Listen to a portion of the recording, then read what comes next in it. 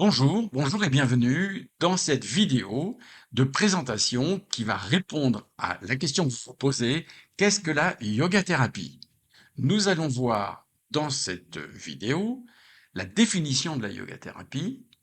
Nous allons voir quels sont les éléments auxquels elle s'adresse, quels sont ses objectifs, et nous allons voir que c'est une approche holistique, complète et globale, qui implique la personne dans ses différentes dimensions psychiques, mentales, le cœur également, les émotions, mais aussi le corps, les articulations. Nous allons voir quelles sont ses approches, comment faire pour pratiquer la yoga thérapie et comment le patient, la personne qui va suivre cette prise en charge, va devoir s'impliquer et aussi comment le yoga thérapeute va lui aussi devoir intervenir. Bien sûr, nous allons aborder aussi ces résultats, ce que l'on peut en attendre. Une définition toute simple, la yoga thérapie, c'est l'utilisation des pratiques de yoga, des postures, des respirations, des relaxations, des méditations pour traiter et prévenir des problèmes de santé, qu'ils soient aussi bien physiques que psychologiques. Les approches utilisent tous les outils qui sont contenus dans le yoga, nous l'avons dit, asana, posture, pranayama, respiration, relaxation, méditation, les différentes formes de méditation, que ce soit des méditations qu'on appelle de décentration, c'est-à-dire d'observation, comme la mindfulness par exemple, ou des visualisations, comme l'on retrouve dans le yoga nidra. Et tous ces outils, en revanche, seront mis en place sous forme de protocole. C'est-à-dire que la yoga thérapie utilise ces outils pour les adapter, les mettre en place en fonction de la personne et en fonction des troubles. Enfin, il ne faut pas croire que la yoga thérapie, c'est du yoga pur et simple. C'est aussi enrichi d'autres conseils, comme l'alimentation santé par exemple, ou des conseils d'hygiène, de rythme, de vie. La yoga thérapie plonge ses racines dans le yoga. C'en est le reflet fidèle de son essence, de sa philosophie, qui a d'ailleurs été parfaitement expliqué dans les ouvrages tels que les Yoga Sutras, écrits il y a 2000 ans, au début de notre ère, plantent véritablement le décor de ce qu'est la yoga thérapie et le yoga. La yoga thérapie répond aux exigences les plus profondes du yoga, puisque le yoga, c'est arriver à apaiser l'agitation du mental pour développer la sérénité, ce qu'est l'objectif de la yoga thérapie. Mais la yoga thérapie repose aussi sur d'autres ouvrages du yoga, comme la Hatha Yoga Pradipika, qui a été écrite vers le 15-16e siècle et qui a enrichi le yoga de très nombreux outils, de posture, de respiration, de méditation bien spécifiques. La yoga thérapie plonge ses racines certes dans les milliers d'années qui précèdent notre ère actuelle, mais également enrichie des connaissances les plus modernes, des neurosciences, de toutes ces approches fondamentales qui permettent de mieux comprendre ce qu'est une respiration, ce qu'est une posture, ce qu'est une méditation et ses effets positifs. La yoga thérapie, c'est une proposition pour prendre en charge des patients, des personnes qui souffrent, mais qui s'enrichit aujourd'hui de multiples outils complémentaires. C'est donc une réponse adaptée à notre époque qui permet de répondre aux besoins de chacun, mais aussi du système de soins dans lequel nous nous trouvons aujourd'hui. Ces principes fondamentaux, c'est tout d'abord adapté à l'individu. Il ne s'agit pas de faire une séance de yoga de base, il s'agit d'abord de comprendre l'individu qui est sur le tapis, avec sa souffrance, avec ses pathologies, ses troubles, ses possibilités, ses difficultés. Donc on a besoin de faire un recueil d'informations, un bilan préalable. Naturellement, le diagnostic aura été posé auparavant par un médecin et la personne sait ce dont elle souffre. Sinon, le yoga thérapeute la renvoie vers un médecin pour avoir un diagnostic précis. Il ne suffit pas simplement de dire j'ai mal au dos. il faut savoir quelle est la cause précise. Et c'est à partir de ce diagnostic précis et de la connaissance du patient et de son vécu du trouble que le yoga thérapeute et que la yoga thérapie pourra rentrer en action et s'adapter parfaitement aux besoins de la personne. Elle tient donc compte de ses capacités physiques, mais aussi psychologiques, intellectuelles, ses capacités de concentration.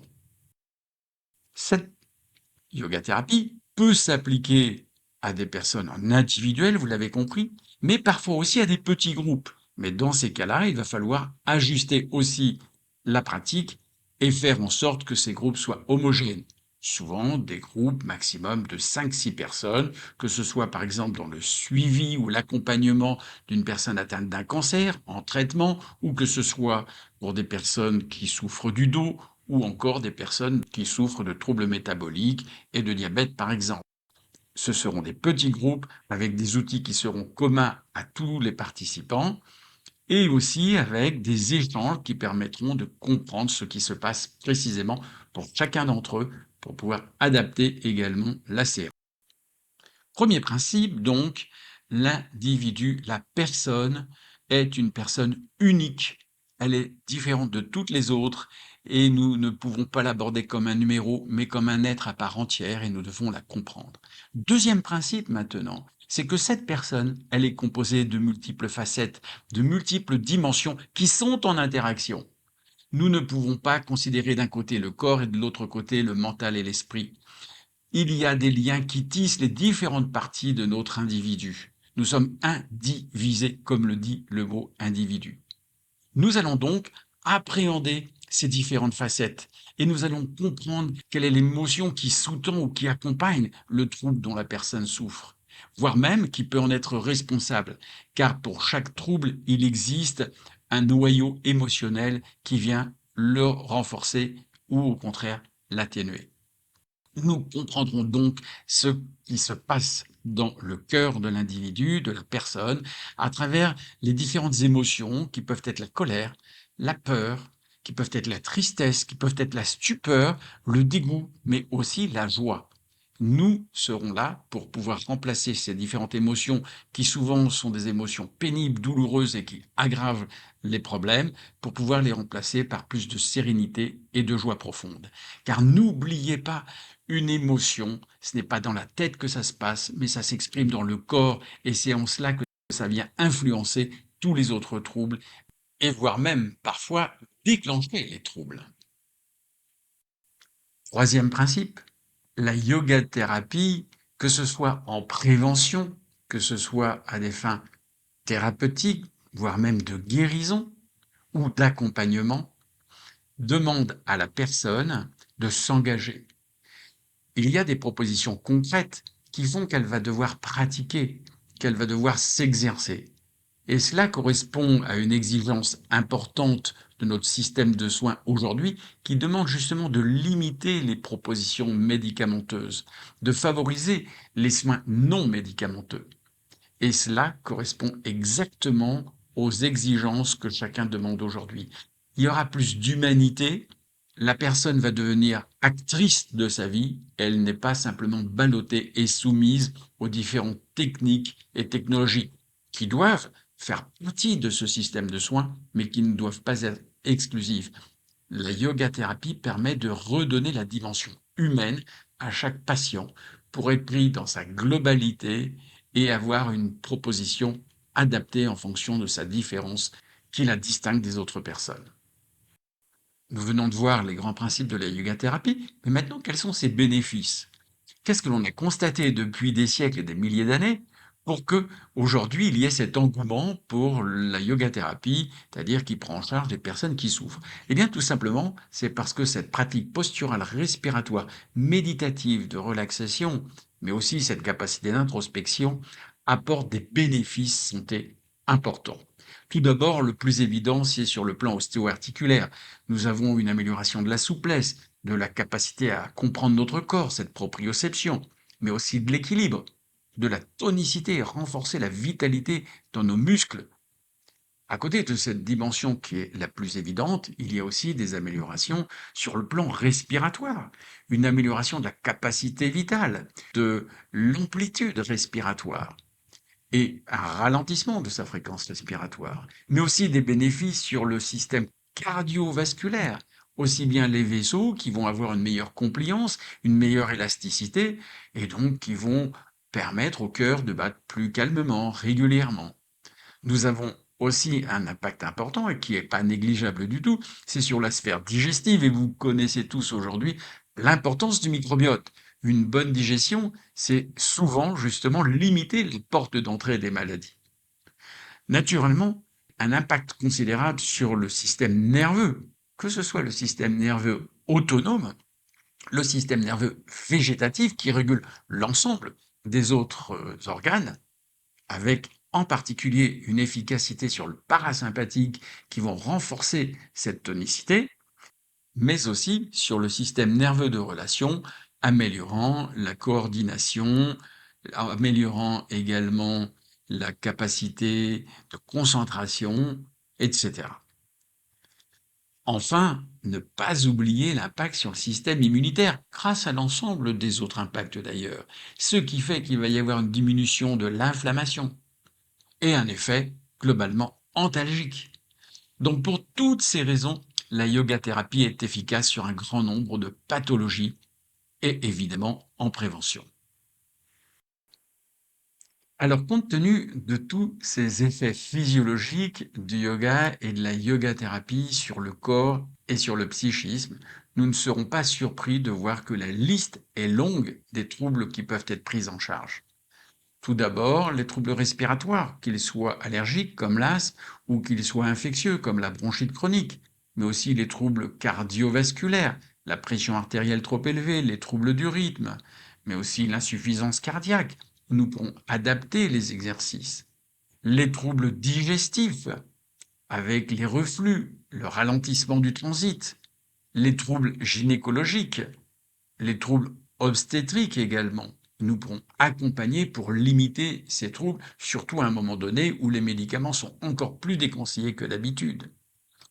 Également, une très grande indication de la yoga thérapie, ce sont les douleurs chroniques, qu'elles soient liées à de l'arthrose, qu'elles soient liées à des céphalées, qu'elles soient liées à des troubles prémenstruels, qu'elles soient liées à des troubles digestifs, ou que ce soit encore des douleurs chroniques, comme la fibromyalgie par exemple, qui est accompagnée d'une fatigue chronique et de troubles du sommeil. Nous avons donc une liste là qui n'est pas exhaustive, mais nous pouvons aussi ajouter à cette longue liste que nous venons d'énumérer l'accompagnement, c'est-à-dire ce que l'on appelle les soins palliatifs ou de support. Par exemple, lorsqu'une personne est atteinte d'un cancer et qu'elle est en traitement, cela nécessite un accompagnement pour aider cette personne à supporter ses troubles, mais aussi dans certaines pathologies neurodégénératives, pour ne citer que les indications les plus fréquentes. Une autre indication à laquelle on ne pense pas toujours, c'est l'indication préopératoire ou post-opératoire, l'accompagnement lors d'une chirurgie. La yoga thérapie ne peut pas tout, et parfois une personne aura une arthrose de hanche qu'il va falloir opérer et lui mettre une prothèse totale. Eh bien, je peux vous assurer qu'une personne qui aura fait une préparation ou qui pratique le yoga de façon régulière sera beaucoup plus en capacité de récupérer vite qu'une personne qui ne pratique pas le yoga. Donc bien penser aussi à ces indications d'accompagnement, de préparation. Tout cela, ce sont des éléments importants qui constituent l'intérêt de la yoga thérapie en collaboration avec tous les autres domaines de la médecine. Nous venons de voir les indications plus précisément médicales. Mais qu'en est-il maintenant de la dimension psychique, mentale? Elle est là aussi très importante. Rien d'étonnant puisque, avant toute chose, le yoga, c'est nous aider à limiter l'agitation du mental. Donc la pratique de la yoga thérapie, ciblée avec des protocoles précis, va nous permettre de prendre plus de recul, de développer cette capacité à nous détacher. Cette capacité également à faire confiance, à développer nos ressources psychologiques, celles qui nous permettent de nous sentir plus en lien avec les autres, celles qui nous permettent de nous sentir plus confiants face aux autres, de moins nous culpabiliser, de nous sentir plus dignes. Elle va améliorer de ce fait l'humeur, le contrôle émotionnel, la motivation, la force, la joie de vivre. Et à partir de là, réduire le stress, améliorer le sommeil, autant d'éléments importants qui nous permettent en fait, d'être nous-mêmes. Alors, les techniques spécifiques, que ce soit tel type de pranayama, telle posture, mais également telle pensée sur laquelle on va pouvoir se concentrer, de respiration, de méditation, d'asana, vont agir sur l'ensemble de ce système nerveux, vont permettre de renforcer la fabrication de certains neuromédiateurs, et cela a été également l'objet de très nombreuses publications, que ce soit par exemple le GABA, qu'on appelle l'acide gamma-aminobutyrique, que ce soit la sérotonine, que ce soit la dopamine, autant d'éléments qui permettent de renforcer cette humeur, cette stabilité émotionnelle, cette énergie, cette joie de vivre. Et aussi, un élément qui est peu connu en yoga thérapie, c'est la capacité à nous désancrer d'ancrage émotionnel douloureux, ce que l'on appelle souvent les états de stress post-traumatique, ce qui vient nous libérer, comme le disent les yogis, des samskaras qui nous emmènent dans une répétition d'événements et d'émotions qui ne sont plus adaptés à la situation présente.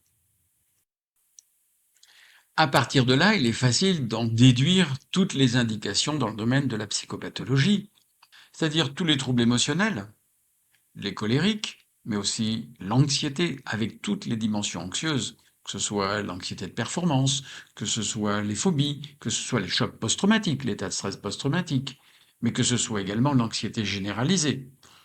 Les domaines de la dépression aussi peuvent être accompagnés avec vraiment beaucoup de bénéfices. Les troubles du comportement alimentaire, les addictions, les troubles du sommeil, bien sûr. Donc vous voyez, la liste est longue, mais c'est aussi renforcer nos capacités à être bien, tout simplement à être nous-mêmes, à être bien dans notre tête, dans notre cœur, dans notre peau. Et pour expliquer tout cela, nous allons prendre des exemples. Comment nous allons procéder, par exemple, en cas de lombalgie chronique. Alors tout d'abord, nous l'avions dit, nous allons faire un recueil, nous allons faire un bilan précisément pour savoir ce qui se passe. Nous aurons préalablement eu le diagnostic médical qui aurait été établi. On sait qu'il n'y a pas de tumeur cancéreuse, on sait qu'il n'y a pas un processus pathologique inflammatoire sous-jacent. Bref, on a un état de lombalgie chronique. La personne a toujours mal au dos, ça lui gâche la vie, c'est pas nécessairement dramatique, mais elle a toujours un fond de douleur qui vient l'embêter dans sa vie courante, l'empêchant de faire un grand nombre de choses. Nous allons pour cela utiliser des protocoles très particuliers. D'abord, encore une fois, j'insiste, il faut que le yoga thérapeute comprenne la personne, comprenne ce qui se passe, comprenne les inconvénients, quelle est la relation que l'on va établir avec son dos, comment on le perçoit, comment on le juge, est-ce que l'on a confiance en lui? Et nous allons agir sur les différents éléments qui sont à la source, qui sont à l'origine de ce problème. Tout d'abord, lever les raideurs, et rien de plus simple avec le yoga, puisqu'il s'agit de faire des postures adaptées en douceur progressive régulière. Permettre de renforcer la tonicité si c'est nécessaire. Permettre de pratiquer des postures dans toutes les directions de l'espace, encore une fois je le dis avec prudence, qui vont être en extension, en flexion, en torsion. Renforcer la proprioception, la compréhension de ce bassin, la compréhension de cette charnière lombo-sacrée. Renforcer également la confiance en soi, c'est-à-dire qu'il va nous permettre de relancer le mouvement, car le pire dans ces lombalgies chroniques est bien souvent l'immobilité, la sédentarité, comme dans de nombreuses autres pathologies. Donc vous le voyez, il va y avoir pour chaque raison de cette lombalgie chronique une proposition ciblée, des visualisations qui vont accompagner l'ensemble des respirations, car également la respiration et le mouvement du diaphragme vient permettre un massage doux et à une action anti-inflammatoire. Donc progressivement, on va lever la douleur, on va lever l'enraidissement, la raideur, et l'on va remettre en mouvement la personne dans des conditions antalgiques qui vont lui permettre de reprendre un chemin normal dans sa vie. Et la grande majorité des cas, nous avons une guérison complète et non pas seulement une amélioration transitoire. Vous voyez par exemple sur cette illustration une posture très spécifique qui est d'ailleurs réputée traiter les sciatiques et qui va venir décontracturer un groupe musculaire qui, par sa simple contracture, entraîne des phénomènes douloureux et fait rentrer dans ce cercle vicieux. Alors que nous, ce que nous voulons faire, c'est au contraire entraîner un cercle vertueux. Voyons maintenant une indication dans le domaine de l'anxiété, qui est effectivement très répandue. Et là, plutôt que de prendre des traitements qui sont plutôt péjoratifs et qui ont des effets secondaires, rien de mieux que d'agir à la source du problème en renforçant les capacités que nous avons vues tout à l'heure, les ressources, en renforçant le tonus parasympathique qui lui-même a une action très positive en cas de dépression, en cas d'anxiété, en cas de stress, etc. Alors nous allons, par exemple, dans un cas d'anxiété, d'abord bien identifier quelle est la forme de l'anxiété. Car selon qu'il s'agit d'une phobie, d'une anxiété généralisée, d'un trouble d'anxiété de performance, d'un choc post-traumatique, les approches ne sont pas les mêmes. Et les outils, les postures, les respirations, les visualisations ne seront pas les mêmes. Il faudra dans un premier temps faire un bilan soigneux, précis, identifier même ce qui se passe dans la tête précisément. Quelles sont les pensées irrationnelles? Est-ce que c'est je me sens incapable de quoi que ce soit? Est-ce que c'est je ne suis pas confiant dans la vie? Est-ce que c'est il va m'arriver une catastrophe inévitablement? Est-ce que c'est si je ne suis pas capable de faire les choses parfaitement, c'est que je suis nul? Et une fois que l'on a identifié cette pensée irrationnelle, une fois qu'on a identifié la traduction dans le corps, eh bien nous allons pouvoir appliquer les exercices spécifiques. Car si vous faites des hyperventilations à n'importe quel moment chez une personne qui a une attaque de panique, vous n'aurez pas le bénéfice recherché. Par hyperventilation, j'entends par exemple la pratique de Kapalabhati ou Bhastrika.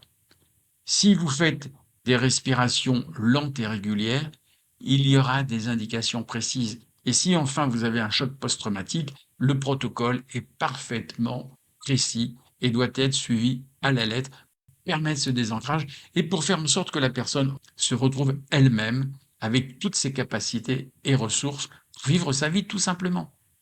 Car sinon, tant qu'elle n'a pas fait cela, eh bien, elle se trouve piégée dans un enchaînement de situations qui reviennent constamment et qui la limitent au quotidien. Et dans toutes ces indications, les résultats sont véritablement à la hauteur de nos espérances. Parfois en quelques séances, parfois sur une construction beaucoup plus longue, car cela va dépendre de l'ancienneté des troubles, mais aussi du nombre de troubles associés. Depuis le début, j'ai souvent répété l'idée qu'il était nécessaire de bien comprendre ce qui se passait pour adapter les outils qui sont à nos dispositions en yoga thérapie. Ces fiches bilan que l'on peut remplir vont explorer les capacités physiques. Si la personne peut se pencher, se redresser, coordonner ses mouvements, quelles sont ses limitations. Mais elles vont aussi observer la respiration. Est-ce qu'elle est superficielle, bloquée? À quel niveau? Est-ce que le diaphragme s'abaisse de façon satisfaisante? Et puis enfin, ce qui se passe au niveau des pensées. Est-ce que ces pensées qui tournent en rond dans la tête sont-elles limitantes ou non? Ce que l'on appelle des pensées irrationnelles, négatives, pessimistes, douloureuses, et qui vont aussi se répercuter par des sensations dans le corps, déclencher des émotions qui, comme nous l'avons dit tout à l'heure, et nous insistons sur ce point, se traduisent dans le corps et bloquent ce corps au lieu qu'il soit fluide. Nous avons, par exemple, des fiches d'évaluation pour savoir si les tensions, les crispations, les douleurs sont présentes ou pas du tout. Et nous les évaluons sur une échelle de 0 à 10. Nous avons des bilans également que l'on appelle des bilans des cognitions positives pour savoir si nous avons des pensées irrationnelles en miroir. Dans ces pensées, dans ces cognitions positives, nous allons avoir des pensées comme je suis confiant dans la vie, je suis confiant en moi, je me sens digne d'être moi-même.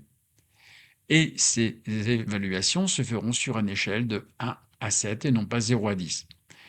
Tout cela nous permet, au bout du compte, d'avoir une anamnèse complète de bien rentrer dans le mode de fonctionnement de nos blocages pour nous aider à aller justement vers de la fluidité, vers des pensées plus sereines, des sensations agréables dans le corps, ce que les yogis disent avoir une circulation du prana fluide, normale, qui n'est pas bloquée.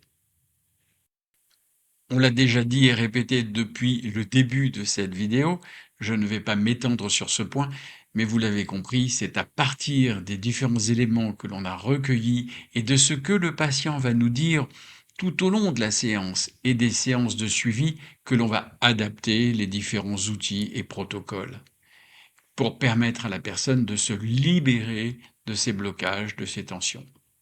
Et à partir également des objectifs définis par le patient, nous allons pouvoir avancer. Également, un élément qui est très important, c'est qu'il y a un suivi et c'est que ces bilans pourront être refaits, ces évaluations, ces retours, cette auto-écoute du patient va permettre également de pouvoir réajuster en fonction de l'efficacité et en fonction des difficultés que la personne va rencontrer tout au long de ce suivi. Car s'il arrive que parfois en une, deux séances, la personne ait suffisamment d'outils, de compréhension pour pouvoir se prendre en charge et se libérer de son problème, il est en revanche, dans la grande, très grande majorité des cas, nécessaire d'accompagner le patient sur le chemin de sa guérison, sur le chemin de son amélioration. Évidemment, si je pense au suivi lors d'un cancer, lors de traitements pour un cancer, on comprend qu'il va falloir refaire un certain nombre de séances pour pouvoir s'adapter en fonction de l'évolution du problème. Mais dans tous les cas, ce sur quoi nous devons bien insister, c'est la nécessité d'une grande relation de confiance entre le yoga thérapeute et le patient. Et cela doit nécessiter de la part du yoga thérapeute une très grande empathie, une capacité d'être à l'écoute en permanence, pas seulement sur ce qui est dit, mais sur la façon aussi dont le patient s'exprime et ce qu'il ressent.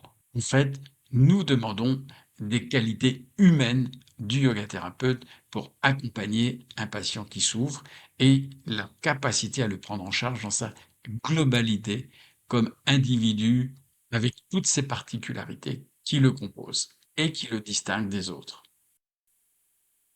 Alors, vous l'avez compris, la yoga thérapie s'inscrit comme une pratique de soins non conventionnelle, mais dans le cadre d'un ensemble de soins et de médecine conventionnelle, cela fait partie du parcours de soins. J'en veux pour preuve que ce soit dans les hôpitaux, dans les cliniques, dans les institutions, le yoga thérapeute fait vraiment partie de l'équipe de soins et collabore avec les autres au même titre qu'un kinésithérapeute, un psychothérapeute, un ergothérapeute, un psychomotricien, chirurgien ou médecin, infirmier ou aide-soignant.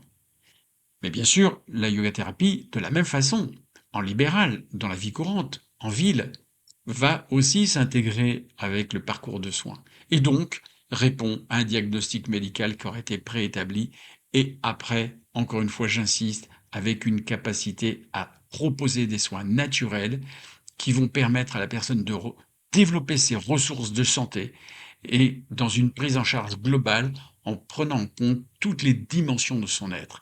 Nous allons ainsi avoir une méthode qui répond véritablement à la nécessité de prendre en charge des patients dans leur humanité, dans leur individualité et de leur proposer un programme qui les fasse devenir acteurs de leur santé. Alors, si vous voulez en savoir plus sur l'efficacité de la yoga thérapie, je vous invite à aller sur PubMed, publication médicale sur Internet. Et là, vous allez rentrer sur un site qui référence toutes les publications médicales. Vous entrez le mot-clé yoga thérapie et vous allez avoir ces centaines et ces centaines d'études qui montrent et qui démontrent l'efficacité de la yoga thérapie dans la prise en charge adaptée pour permettre aux patients de développer leur santé. Si vous voulez en savoir plus également, je vous invite à consulter les ouvrages que nous avons écrits avec Corinne Miéville, que ce soit la collection chez Odile Jacob, Yoga Thérapie, comment soigner la douleur par exemple, les troubles respiratoires, les troubles cardiovasculaires, les troubles anxieux, dépressifs, etc. Je vous invite également à consulter l'ouvrage d'introduction générale à la yoga thérapie, mais aussi de venir nous rejoindre sur notre site de l'Institut de Yoga Thérapie pour éventuellement suivre une formation pour devenir yoga thérapeute.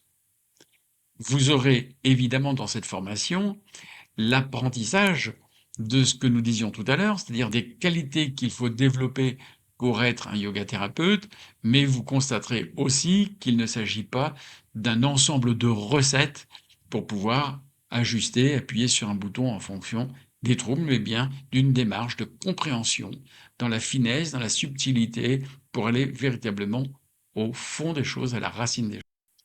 Sachez que pour suivre la formation à la yoga thérapie, il faut que vous soyez ou soignant ou professeur de yoga ayant suivi une formation validée et soignant de la même façon, avoir été validé et avoir une expérience professionnelle. Si vous êtes soignant, il faut également que vous pratiquiez le yoga depuis plusieurs années pour en avoir une compréhension et une connaissance. À partir de ce moment-là, vous allez avoir une formation qui s'étale sur 2-3 ans avec une introduction à la yoga thérapie, une première année qui va être consacrée essentiellement à la psychopathologie, une deuxième à la médecine, et au terme de cette formation, vous allez avoir une soutenance de mémoire et vous serez certifié yoga thérapeute. Si vous souhaitez avoir des retours de la part de ceux qui ont suivi la formation, qui sont des centaines à l'avoir suivi aujourd'hui, car l'Institut de Yoga Thérapie existe depuis 1993, donc nous avons une longue expérience de l'enseignement de la yoga thérapie, eh bien je vous invite à aller sur le site de l'Institut de Yoga Thérapie et d'aller regarder à la page formation les témoignages qui nous ont été faits en retour et qui ont été déposés par les étudiants après leur formation ou même en cours de formation. Et pour que vous ayez une idée de ce que vous seriez capable de faire si vous suivez cette formation et de ce que sont capables les yoga thérapeutes au terme de cette formation qui est structurée et encore une fois qui ne répond pas à des recettes mais bien à une compréhension, voici quelques titres de soutenance qui ont été faits en 2024. Je vais les lire parce que cela permet d'avoir une bonne idée. Affronter sereinement les aléas de la vie sur un terrain dépressif et d'anxiété profonde. Se remettre en selle après une hernie discale, en avant vers une vie plus épanouie et sereine. Sortir de la dépression chronique, affronter ses démons pour construire ses ressources de santé. Au rythme de la résilience, retrouver son équilibre. Les douleurs silencieuses de la fibromyalgie. Réapprivoiser son corps dans la maladie, la yoga thérapie chez une élève atteinte de dystrophie musculaire facioscapulo-humérale. Inutile de vous dire que c'est une maladie très rare. Mais c'est ça qui est intéressant, c'est que vous voyez, vous avez des pathologies très courantes, l'anxiété, la dépression, la sciatique, la lombalgie chronique, mais aussi vous êtes capable de pouvoir aller accompagner des patients dont parfois même moi-même je ne connais pas l'existence de la pathologie. Je continue pour vous donner encore une idée. Vivre en paix avec la spondylarthrite axiale, une pathologie rhumatismale qui est chronique et qui peut bien invalider la vie, qui nécessite souvent d'ailleurs des traitements complémentaires. Vivre, retrouver la sérénité après un burn-out, faire confiance à son corps pour ne plus contrôler et en finir avec les pulsions alimentaires. Second souffle, la yoga thérapie pour mieux vivre avec une bronchopneumopathie chronique obstructive, une pathologie respiratoire. Et enfin, se rencontrer et s'apprivoiser pour mieux faire face au stress. Mais là, je vous ai extrait 11 soutenances, mais en 2024, il y en a eu une soixantaine qui ont été soutenues. Donc vous voyez que cela touche à tout, des sujets de la vie courante, mais aussi des sujets beaucoup plus pointus. Et dans tous ces cas, une prise en charge efficace qui permet d'aboutir à de vrais résultats. Alors ce serait un ou deux cas uniquement. Nous dirions c'est le hasard, c'est la bonne volonté. Mais l'accumulation des centaines et des centaines de mémoires depuis l'existence de l'Institut de yoga thérapie nous permet d'avoir un recul suffisant et serein pour dire que la yoga thérapie est efficace.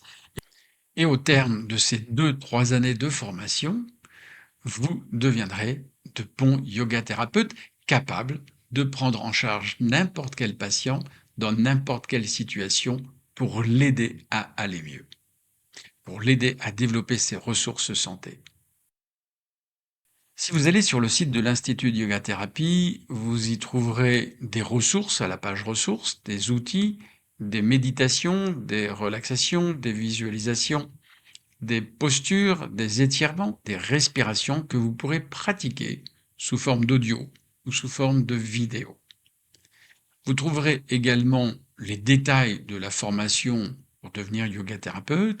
Et enfin, vous avez un annuaire sur lequel je vous encourage à aller si vous voulez conseiller la yoga thérapie à vos proches ou si vous en avez besoin vous-même. Et vous savez que les yoga thérapeutes qui figurent dans cet annuaire sont des yoga thérapeutes qui auront été formés par une formation qui répond aux exigences les plus pointues de la médecine basée sur les preuves, mais qui respecte pleinement l'essence même du yoga, sa philosophie et la prise en compte de la globalité du patient. N'hésitez pas à nous contacter par mail si vous avez besoin d'informations. Nous sommes là à votre disposition pour vous aider. Et nous vous disons donc peut-être à très bientôt.